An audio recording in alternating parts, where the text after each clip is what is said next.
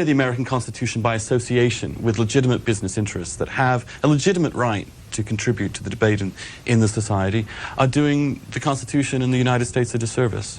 In this email, Christopher, you are admired by conservatives like me because you are always intellectually honest. Andrew, you've got a dynamite website. To both, who is your #1 favorite political columnist, the one you consider the most intellectually honest? Linda, you're Christopher's biggest fan in Georgia. Who's your favorite columnist? Of the mainstream, I mean, I think William Safire is the one I find Andrew Sullivan? the most readable, I mean, the most literate, and also very often the most imaginative. Mr. Sullivan? You know, it's very funny. I agree with Christopher. I don't think he's had a terribly good war, as it were. I don't think his column's been that brilliant over the war, but I do think Safire is an honest man, reports very well, writes very sharply. I also think that Charles Krauthammer's columns on foreign policy are models of lucidity and conviction. Who's the best on the left? Christopher Hitchens. I'm saying besides the two of you. Oh. Oh, well, if we can't nominate each other, but this isn't supposed to be a love fest. I'm just trying to think who I would say was... Palm Desert, California, Republican, you're on the air. Yes, I just wondered what you thought of the debate. And I thought Al Gore acted like such a buffoon, and I can't believe people voted for him like they did. Maybe that explains the ballot misunderstanding in Florida, but boy, I mean, you know, all 3 debates he interrupted, lied, walked over and stood by Bush with kind of a dumb look on his face. It was better than any Saturday Night Live thing that we've seen in the last few years. Well, of course, I remember after that first debate, George Stephanopoulos coming on as an unbiased ABC News reporter and saying that Gore clearly won the debate. My jaw hit the floor. I thought Bush won every single debate by a mile, and wrote so at the time, and I thought he'd won the presidency. I think the only reason Gore did so well in the election was because he was running at a time of unparalleled prosperity. He was the incumbent. He should have won by any historical standard by 10 or 15 points. That's what every political scientist predicted in the spring. He didn't because he was an absolutely execrable candidate. He threw away any convictions he ever had. He did whatever needed to get to power. And I think he deserved to lose. And I hope to God he doesn't run again and put us through all that trauma one more time. The best columnist writing from the left is a guy who isn't in the mainstream so much. Is called Adolph Reed. Where do you see him? In the Progressive, sometimes in the Village Voice, elsewhere. He's a very distinguished academic as well. Has written a number of books. Recently, a biography of Booker T. Washington. Anyway, I think he writes extremely well, very fiercely, very funny, and I recommend him if people want to seek out a columnist. I can't think of any. I think the left is so intellectually dead at this point that there's almost no life among it. Excuse me, his book is about W.B. Du Bois. I didn't at all mean to say Booker T. Washington. Let's go to Bedford, Indiana, waiting. Let's go. We've got a couple of minutes left. Go ahead, please. Yes, good morning, and please let me get my issues in. Mr. Sullivan, the hate that you have for the left-wing party is just simply terrible. And I'd also like to ask you about the journalists. There's been 8 journalists that have lost their lives in Afghanistan. Because of the secrecy of this administration, they're not allowed to travel with the military. They have to be on their own, and there have been 8 journalists killed, and 1 is kidnapped. And also, I think that I hope that C-SPAN will have 2 liberals on next week to talk about their points, since you are so, well, it's just terrible the way you talk about Clinton and Gore. I think it all depends on which side you're sitting on.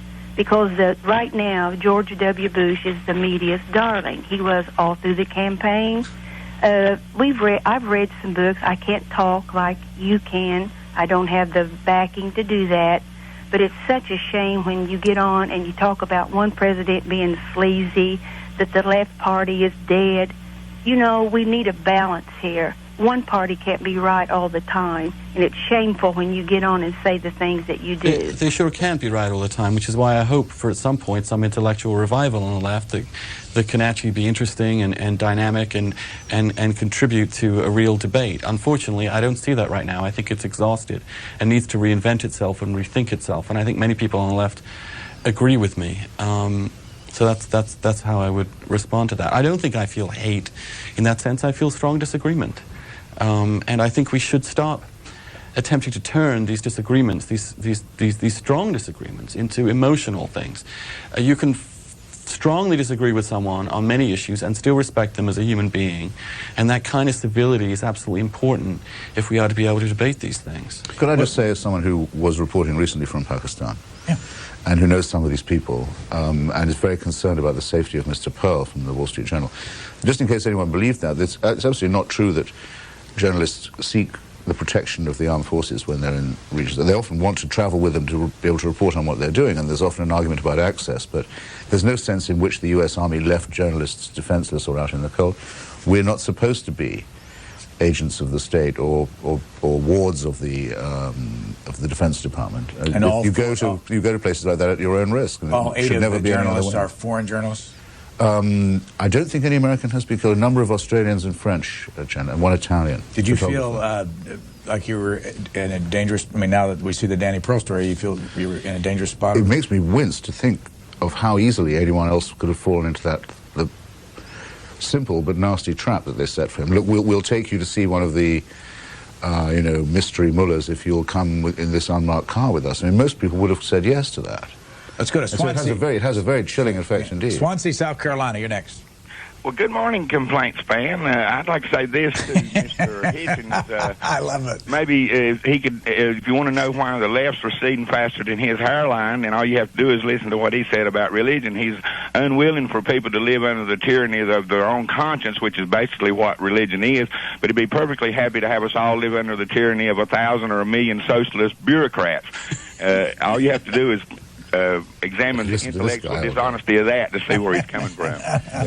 If receding hairlines is a function, is a sign of one's intellectual decrepitude, then I'm really in trouble. How do you know where my hairline was before, by the way? I don't know if you heard him, though. He slipped in an interesting... It's interesting, though, how often the loving Christian types begin with a nasty ad hominem remark, and they go on, of course, to get stupider and stupider. The idea of living under the tyranny of your own conscience is not what religion says at all. Religion says you have to live under a code transmitted through holy books and divine warrant and so on. Those of us who live with the tyranny only of our own conscience and believe that an ethical life can be lived without reference to the supernatural are called humanists, or atheists, or in my case, anti-theists.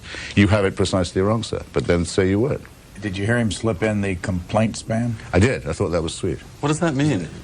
Well, if you've listened to this network continuously for 23 years, you would think that an awful lot of people in the United States are very unhappy all the time. Right. Because that's the nature of the beast. People that call don't call. Well, it's like letters to the editor or emails you get to the website. They're all angry. Well, not all of them, but a lot of them are angry. It's a very noticeable thing. If people write into the magazine, it's almost always to disagree. Not invariably, but if people come up to you, as they will after this show, people will recognize us in the street later today, it's always to be friendly. It's always to say something nice. I don't think I've ever been abused in person, so they save that for the email and the phone calls. My favorite and the moment was a guy that came up to me once in the street and went, oh, I hate you. So I get that all the time, but I have a lot of anger at me from the gay community for being conservative and a believer, and then I also have anger from the other side that I'm gay, and one learns to live in some ways a valley of anger all the time, and try and stick to what one thinks, and one can only hope is true to oneself. Well, if one dishes it out, one must be prepared what's to face the strangest absolutely. thing that's ever happened to you in a public position like this? Somebody coming up to you. Got me.